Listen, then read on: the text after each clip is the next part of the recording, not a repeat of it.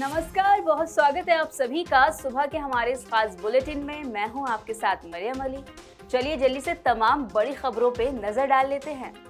दिल्ली विधानसभा चुनाव से पहले हर पार्टी की तरह बीजेपी ने भी अपने घोषणा पत्र में कई वादे किए। उसमें से एक वादा ये भी था कि जब वो जीत जाएंगे तो उसके बाद हर महीने महिलाओं को 2500 रुपए दिए जाएंगे, जिस पर अब आम आदमी पार्टी हमलावर होती है। उनका कहना है कि अभी तक इस पे कोई काम नहीं किया गया।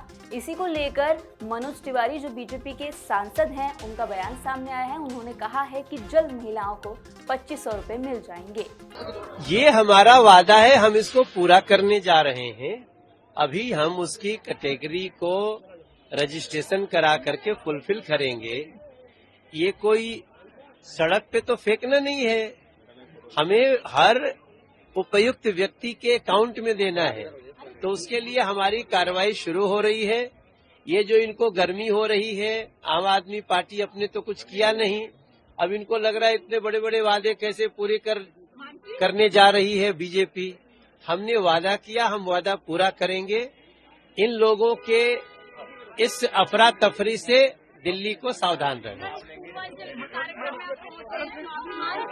बहुत है, रेखा जी का सम्मान करने के लिए पूर्वांचल के कार्यकर्ता उपस्थित। आज दिल्ली विधानसभा का तीसरा दिन है, जिसमें कई मुद्दों पे चर्चा होगी, जैसे कि जल पर और स्वास्थ्य पर, नाली की साफ सफाई पर। इसी के साथ जो कैग रिपोर्ट है उस पर भी चर्चा होगी, जिसके बाद सदन में हंगामा होने की पूरी उम्मीद है। और आपको बता दें कि पिछले जो सदन में कार्रवाई हुई थी उसमें आम आदमी पार्टी के कई नेताओं को निलंबित कर दिया गया था, जिसके बाद आज सदन में सभी विधायक बैठेंगे। यानी सदन के अंदर आज ओखला से आप विधायक अमानतुल्लाह खान अकेले नहीं होंगे, बल्कि पार्टी के सभी 22 विधायक मौजूद रहेंगे। आज एक बार फिर सदन में हंगामे के आसार पूरे दिखाई दे रहे हैं। दरअसल दिल्ली के एलजी विनय सक्सेना के अभिभाषण के दौरान हंगामे की वजह से आम आदमी पार्टी के सस्पेंडेड 21 विधायकों को सत्र से 3 दिनों के लिए सस्पेंड कर दिया गया था। आज सदन के अंदर चर्चा के दौरान आपके सभी विधायक मौजूद रहेंगे। बता दें कि आम आदमी पार्टी के इन विधायकों को विधानसभा अध्यक्ष विजेंद्र गुप्ता ने 3 दिन के लिए सस्पेंड कर दिया था। उधर विधानसभा अध्यक्ष विजेंद्र गुप्ता ने रविवार को मीडिया से बातचीत के दौरान कहा कि कैग पर 3 मार्च को भी चर्चा जारी रहेगी। दिल्ली सरकार में मंत्री कपिल मिश्रा ने बताया कि सोमवार यानी आज विधानसभा में स्वास्थ्य से संबंधित रिपोर्ट पेश की जाएगी और दिल्ली से जुड़े मुद्दों पर सदन में चर्चा होगी। उधर प्रधानमंत्री नरेंद्र मोदी आज गुजरात के सासन गिर में विश्व वन्यजीव दिवस मनाएंगे, जहां वो गिर नेशनल पार्क में सफारी करेंगे। बता दें कि जब पीएम मोदी गुजरात के मुख्यमंत्री थे तो उन्होंने सासन को विश्व के बड़े पर्यटन स्थलों के रूप में जगह दिलाई थी। सफारी के बाद आज वो सुबह 10 बजे सासन के सिंह सदन में वन्य जीव बोर्ड की अध्यक्षता करेंगे, जिसमें कुल 47 सदस्य हैं।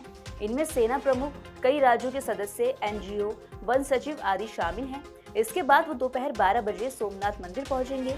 वहां वो दर्शन करने के बाद राजकोट से दोपहर 3 बजे दिल्ली के लिए रवाना हो जाएंगे।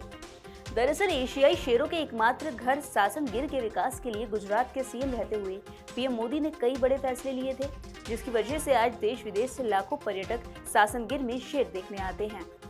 मौसम की बात करें तो बीते कुछ दिनों से दिल्ली में गर्मी के बाद फिर से थोड़ी ठंडक महसूस की गई, जिसके बाद तापमान गिर गया। ऐसे में ठंडी हवाएं चलने लगी। अब अगर आज की बात करें तो आज मौसम कैसा रहेगा, जान लेते हैं मौसम विभाग के पूर्वानुमान से। मौसम विभाग के मुताबिक आज आसमान में थोड़े बादल छाए रहेंगे, सुबह कोहरा छाया रहेगा।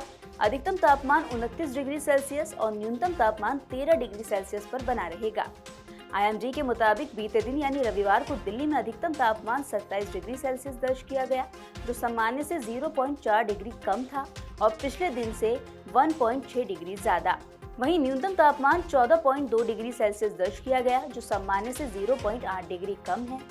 एक दिन पहले ही न्यूनतम तापमान 16.6 डिग्री दर्ज किया गया था। वहीं अगर 27 फरवरी की बात करें तो उस दिन दिल्ली में न्यूनतम तापमान 19.5 डिग्री सेल्सियस दर्ज किया गया। वहीं केंद्रीय प्रदूषण नियंत्रण बोर्ड यानी सीपीसीबी के मुताबिक एक रिपोर्ट में कहा गया है कि दिल्ली में एयर इंडेक्स क्वालिटी 125 रही, जो मध्यम श्रेणी में है। ये साल का अब तक का सबसे कम दूसरा एयर इंडेक्स है।